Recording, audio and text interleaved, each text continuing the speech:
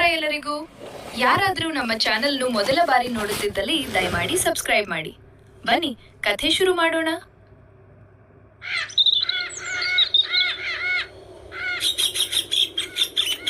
ಸುಂದರವಾದ ಹಸಿರು ಹೊಲಗಳಿಂದ ಸುತ್ತುವರಿದ ಒಂದು ಪುಟ್ಟ ಹಳ್ಳಿ ಇತ್ತು. ಜನರು ಪ್ರೀತಿ ಮತ್ತು ಒಗ್ಗಟ್ಟಿನಿಂದ ಜೀವನ ನಡೆಸುತ್ತಿದ್ದರು. ಅದೇ ಹಳ್ಳಿಯಲ್ಲಿ ರಾಧಾ ಎಂಬ ಪ್ರಾಮಾಣಿಕ ಹಾಗೂ ನಿಷ್ಠ ಹುಡುಗಿ ತನ್ನ ತಾಯಿಯ ಜೊತೆ ವಾಸವಾಗಿದ್ದರು.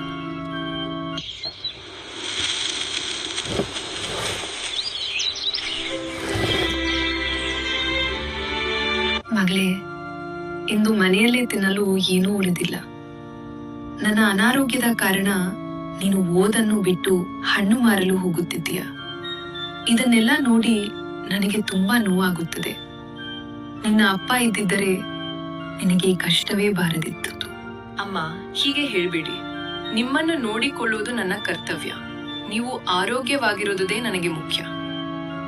ಓದು ನಂತರವೂ ಮಾಡಬಹುದು, ಆದರೆ ನಿಮ್ಮನ್ನು ನಾನು ಒಬ್ಬರನ್ನಾಗಿ ಬಿಡಲ್ಲ. ಆದ್ರೆ ಮಗಳೇ, ನಿನ್ನ ವಯಸ್ಸಿನಲ್ಲಿ ನೀನು ಶಾಲೆಗೆ ಹೋಗಿ ಸಂತೋಷವಾಗಿ ಓದಬೇಕು. ನನ್ನ ಸಂತೋಷವೇ ನೀವು ಅಮ್ಮ. ನಾನು ಈಗ ಕಾಡಿಗೆ ಹೋಗಿ ಹಣ್ಣುಗಳನ್ನು ತಂದು ಮಾರುತ್ತೇನೆ. ದೇವರು ನಮ್ಮ ಕಷ್ಟವನ್ನು ಒಂದು ದಿನ ಖಂಡಿತವಾಗಿ ದೂರ ಮಾಡುತ್ತಾನೆ. ಯೋಚನೆ ಮಾಡಬೇಡಿ. ಜಾಗ್ರತೆಯಿಂದ ಹೋಗು ಮಗಳೇ.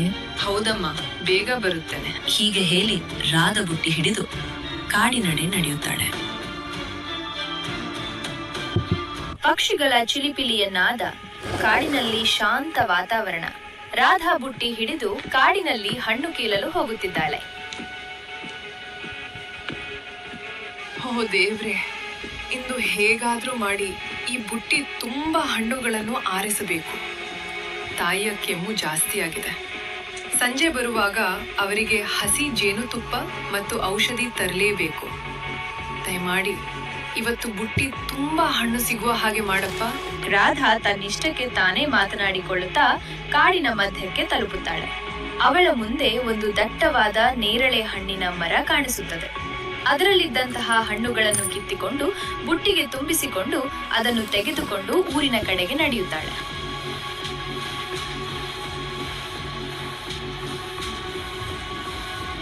ರೂಪಾ ಹಣ್ಣಿನ ಬುಟ್ಟಿ ಹಿಡಿದು ರಸ್ತೆಯ ಬದಿಯಲ್ಲಿ ಕುಳಿತುಕೊಂಡು ಜೋರಾಗಿ, ಹಣ್ಣುಗೊಳ್ಳಿ ಹಣ್ಣುಗೊಳ್ಳಿ, ತಾಜಾ ತಾಜಾ ಕಾಡಿನ ಹಣ್ಣುಗಳು, ಆರೋಗ್ಯಕ್ಕೆ ತುಂಬಾ ಒಳ್ಳೆಯದು, ಬನ್ನಿ ಅಮ್ಮ, ಬನ್ನಿ ಅಣ್ಣ. ರಾಧಾಳ ಜೋರು ಧ್ವನಿಯನ್ನು ಕೇಳಿದ ಒಬ್ಬ ಗ್ರಾಹಕ ಅವಳ ಬಳಿ ಬರ್ತಾನೆ. ಹೇ ಹುಡುಗಿ, ಈ ಹಣ್ಣು ಹೇಗೆ? ಸೇರಿಗೆ 60 ರೂಪಾಯಿ ಅಣ್ಣ. ಕಾಡಿನಿಂದ ತುಂಬಾ ಕಷ್ಟಪಟ್ಟು ಆರಿಸ್ಕೊಂಡು ಬಂದಿದ್ದಾನೆ. ಏನು 60 ರೂಪಾಯಿನಾ? ನಿನ್ನ ಹಣ್ಣಿನಲ್ಲೇನಾದ್ರೂ ಚಿನ್ನದ ತುಣುಕುಗಳಿವೆಯೇ? 20 ರೂಪಾಯಿ ಕೊಡ್ತೀಯಾ ಇಲ್ವೋ? ಇಲ್ಲದಿದ್ರೆ ನಾನು ಹೋಗುತ್ತೇನೆ. ರೂಪಾ ಕಣ್ಣೀರು ತುಂಬಿದ ದನಿಯಲ್ಲಿ ಮಾತಾಡ್ತಾಳೆ. ಬೇಡ ಅಣ್ಣ, 20 ರೂಪಾಯಿಗೆ ನನ್ಗೆ ಏನೂ ಸಿಗೋದಿಲ್ಲ. ನನ್ನ ತಾಯಿಗೆ ಔಷಧಿ ತರಬೇಕು. ಹಾಗಾದ್ರೆ ನಿನ್ನ ಹಣ್ಣು ನಿನ್ನ ಹತ್ತಿರವೇ ಇರ್ಲಿ, ನಾನ್ ಬರ್ತೀನಿ. ಬಂದಂತ ಒಬ್ಬ ಗ್ರಾಹಕನು ಕೂಡ ಅಲ್ಲಿಂದ ಕೋಪದಿಂದ ಹೊರಟು ಹೋಗುತ್ತಾನೆ. ರಾಧಾನ ಮುಖದಲ್ಲಿ ಬರೀ ನಿರಾಸೆ ಹಾಗೂ ಯೋಚನೆ ತುಂಬಿಬಿಟ್ಟಿರುತ್ತದೆ. ಕೆಲವು ಸಮಯಗಳ ನಂತರ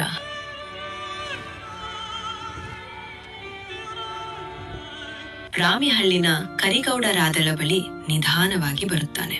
ಅವನ ಮುಖದಲ್ಲಿ ಆತಂಕವೂ ಇತ್ತು. ಕಣ್ಣಲ್ಲಿ ಒಂದು ಗಂಭೀರತೆ ಕಾಣಿಸುತ್ತಿತ್ತು. ಏನಮ್ಮ ರಾಧಾ, ಒಂದು ಹಣ್ಣು ಮಾರಾಟವಾಗಿಲ್ವಂತೆ ಕಾಣ್ತದೆ. ಪಾಪ ನೋಡು, ನನಗ್ ದಯೆ ಹೆಚ್ಚು. ಈ ಇಡೀ ಬುಟ್ಟಿಯನ್ನ ನಾನು 100 ರೂಪಾಯಿಗೆ ತೆಗೆದುಕೊಡ್ತೇನೆ. ಆದ್ರೆ ಗೌಡ್ರೆ, ಇದರಲ್ಲಿ ಕನಿಷ್ಠ 400 ರೂಪಾಯಿ ಬೆಲೆಯ ಹಣ್ಣುಗಳಿವೆ. ಇಷ್ಟು ಚೆನ್ನಾಗಿ ಬೆಳೆದ ಹಣ್ಣುಗಳನ್ನ ಇಷ್ಟು ಕಡಿಮೆ ಬೆಲೆಗೆ ಕೊಡೋದು ಸರಿಯಲ್ಲ ಅಲ್ವೇ? ನೋಡು, ಈಗ ನಾನ್ ತಗೊಳ್ದಿದ್ರೆ ರಾತ್ರಿಯ ಹೊತ್ತಿಗೆ ಇವೆಲ್ಲ ಕೊಳೆತು ಹೋಗ್ತದೆ. ನಿನ್ಗೆ 100 ರೂಪಾಯಿ ಕೂಡ ಸಿಗೋದಿಲ್ಲ. ನಿರ್ಧಾರ ನಿನ್ನದು. ಸರಿ ಗೌಡ್ರೆ, ತಾಯಿಯ ಔಷಧಿಗಾಗಿ ಅಷ್ಟು ಹಣವಾದ್ರೂ ಬೇಕು. ಮನೆಯ ಪರಿಸ್ಥಿತಿ ಕೂಡ ಒಳ್ಳೇದಲ್ಲ. ಅದಕ್ಕಾಗಿ ಮನಸ್ಸಿಗೆ ಬೇಸರವಾದ್ರೂ ಈ ಹಣ್ಣುಗಳನ್ನ ಕೊಡ್ತಿದ್ದೀನಿ, ತಗೊಳ್ಳಿ ಗೌಡ್ರೆ. ಗೌಡರು ಹಣ ಕೊಟ್ಟು ಅಲ್ಲಿಂದ ಹೊರಟ್ರು. ಹೋಗ್ತಾ ಹೋಗ್ತಾ ತಮ್ಮತನಕ್ಕೆ ತಾವೇ ನಿಧಾನವಾಗಿ ಮಾತನಾಡಿಕೊಳ್ಳುತ್ತಿದ್ದರು.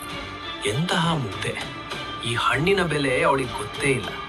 ನಾನು ಇದೇ ಹಣ್ಣನ್ನ ಪೇಟೆಗೆ ತೆಗೆದುಕೊಂಡು ಹೋದ್ರೆ 500 ರೂಪಾಯಿಗೆ ಸುಲಭವಾಗಿ ಮಾರಿಬಿಡ್ತೇನೆ.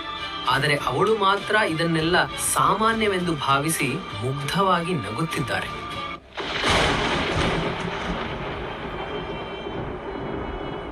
ರೂಪಾ, ಯಾಕಮ್ಮ ಇಷ್ಟು ತಡವಾಯ್ತು? ಮಳೆಯಲ್ಲಿ ನೆನೆದು ಬಂದಿದ್ಯಾ? ಅಯ್ಯೋ, ಇಡೀ ದೇಹ ಚಳಿಯಾಗ್ಬಿಟ್ಟಿದೆಯಲ್ಲಮ್ಮ. ಬಾ ಒಳಗೆ, ಮೊದಲು ಒಣಗಿಸ್ಕೊ. ಇಷ್ಟು ಮಳೆಯಲ್ಲಿ ನಿಧಾನವಾಗಿ ಬರ್ಬೇಕಲ್ಲ ಕಣೆ. ನನಗೆ ಎಷ್ಟು ಚಿಂತೆ ಆಯ್ತು ಗೊತ್ತಾ? ಏನೂ ಇಲ್ಲ ಅಮ್ಮ, ಹಣ್ಣುಗಳೆಲ್ಲ ಮಾರಾಟವಾದವು. ಇವತ್ತು ಸ್ವಲ್ಪ ತಡವಾದ್ರೂ ಒಳ್ಳೇದಾಯ್ತು. ಈಗೋ ನಿನಗೆ ಬೇಕಿದ್ದ ಔಷಧಿ ತಂದಿದ್ದೇನೆ. ಮೊದಲು ಇದನ್ನ ಕುಡಿದು ಮಲಗಿಕೋ ಅಮ್ಮ. ಇಷ್ಟು ಯೋಚನೆ ಮಾಡ್ಕೋಬೇಡ, ನಾನಿದ್ದೀನಲ್ಲ. ನಿನ್ನ ತಂದೆ ಇದ್ದಿದ್ರೆ ನಿನ್ನನ್ನು ಇಷ್ಟು ಕಷ್ಟಪಡಿಸ್ತಿರ್ಲಿಲ್ಲ ಮಗಳೇ. ಈ ಮಳೆಯಲ್ಲಿ ಹಣ್ಣುಗಳ ಬುಟ್ಟಿ ಹೊತ್ತು ಊರು ಊರು ತಿರುಗುವ ಪರಿಸ್ಥಿತಿ ಬರ್ತಿರ್ಲಿಲ್ಲ. ನಿನ್ನನ್ನು ಹೀಗೆ ಒದ್ದೆಯಾಗಿ ಬಂದು ನೋಡುವಾಗ ನನ್ನ ಹೃದಯವೇ ಒಡೆಯುತ್ತದೆ ಕಣೆ. ಹಳೆ ವಿಷಯ ಬೇಡ ಅಮ್ಮ, ನಾನು ಶ್ರಮ ಪಡ್ತೇನೆ. ಎಷ್ಟು ಕಷ್ಟ ಬಂದರೂ ಹೆದರುವುದಿಲ್ಲ. ನಮಗೂ ಒಳ್ಳೆ ದಿನಗಳು ಬಂದೇ ಬರ್ತವೆ ಅಮ್ಮ. ಒಂದಿನ ನೀನು ಯಾವುದಕ್ಕೂ ಚಿಂತಿಸದೆ ಸುಖವಾಗಿ ಬದುಕುವಂತೆ ಮಾಡ್ತೇನೆ. ಹೀಗೆ ಹೇಳಿ ರಾಧಾ ಅಲ್ಲಿಂದ ಹೊರಟು ನೆಮ್ಮದಿಯಿಂದ ಕೂತು ಊಟ ಮಾಡ್ತಾಳೆ. ಇಡೀ ದಿನ ಶ್ರಮ ಪಟ್ಟಿದ್ದಕ್ಕೂ ಪ್ರತಿಫಲ ಸಿಕ್ಕಿತು ಎಂಬ ತೃಪ್ತಿಯಿಂದ ಅವಳ ಮನಸ್ಸು ಹಗುರವಾಗುತ್ತದೆ.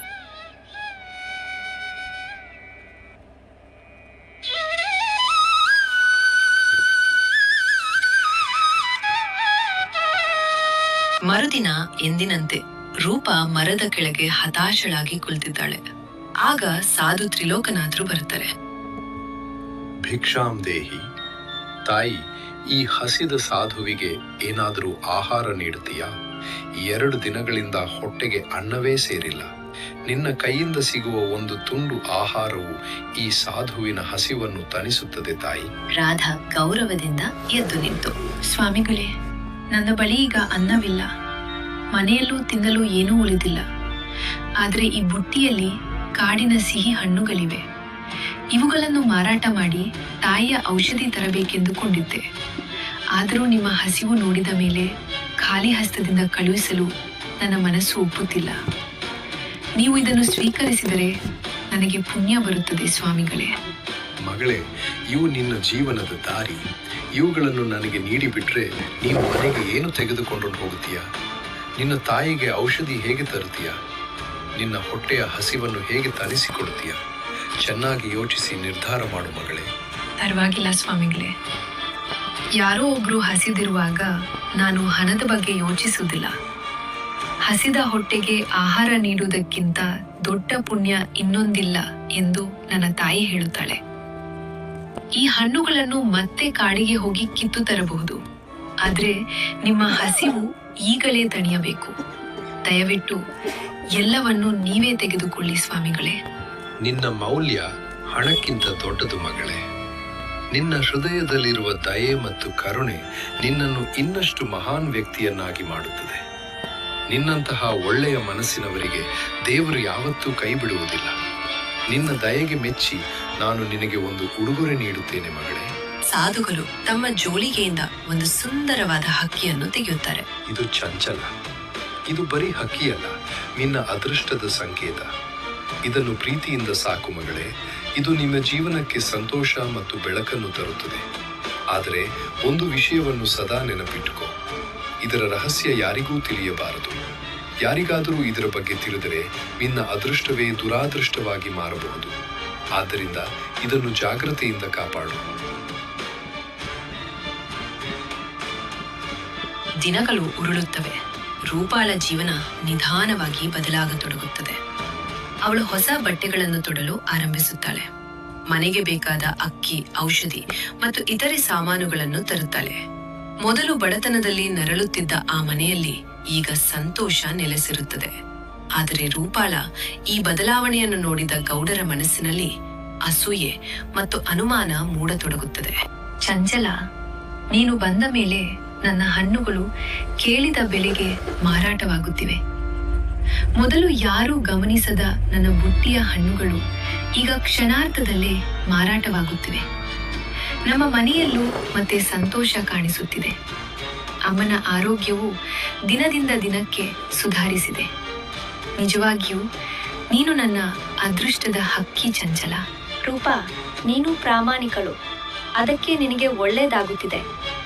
ನಿನ್ನ ಒಳ್ಳೆಯ ಮನಸ್ಸು ಮತ್ತು ದಯೆಗೆ ದೇವರ ಆಶೀರ್ವಾದ ಸಿಕ್ಕಿದೆ. ಆದರೆ ಒಂದು ವಿಷಯವನ್ನು ಎಂದಿಗೂ ಮರೆತಬೇಡ. ಸಾಧುಗಳು ಹೇಳಿರುವಂತೆ ನನ್ನ ಬಗ್ಗೆ ಯಾರಿಗೂ ತಿಳಿಯಬಾರದು. ಈ ಗುಟ್ಟು ನಿನ್ನಲ್ಲೇ ರಟ್ಟಾಗಿರಬೇಕು. ಇಲ್ಲವಾದಲ್ಲಿ ಅದರ ಪರಿಣಾಮಗಳು ತುಂಬಾ ಭಯಾನಕವಾಗಿರಬಹುದು. ರೂಪಾ, ಯೋಚನೆ ಮಾಡಬೇಡ ಚಂಚಲ್. ಖಂಡಿತವಾಗಿಯೂ ಈ ಗುಟ್ಟು ನನ್ನಲ್ಲಿ ಉಳಿಯುತ್ತದೆ. ಮುಂದೇನಾಗುತ್ತದೆ ಗೊತ್ತಾ? ಸಾಧು ತ್ರಿಲೋಕನಾಥರು ರೂಪಾಲಿಗೆ ಹೇಳಲಿರುವ ಆ ಒಂದು ರಹಸ್ಯ ಅವಳ ಜೀವನವನ್ನೇ ಬದಲಾಯಿಸಲಿದೆ. ಆದರೆ ಆ ರಹಸ್ಯ ಏನು? ರೂಪಾಲ ಮುಂದಿನ ಹೆಜ್ಜೆ ಏನು? ಇದನ್ನೆಲ್ಲ ತಿಳಿಯಲು ಕಾಯಿರಿ ಭಾಗ 2ಗೆ. ಇಂತಹ ರೋಚಕ ಕನ್ನಡ ಕಥೆಗಳಿಗಾಗಿ ಈಗಲೇ ನಮ್ಮ ಚಾನೆಲ್ನು ಸಬ್ಸ್ಕ್ರೈಬ್ ಮಾಡಿ ಮತ್ತು ಬೆಲ್ ಐಕಾನ್ ಒತ್ತೋದನ್ನು ಮರೆತು ಬಿಡಬೇಡಿ.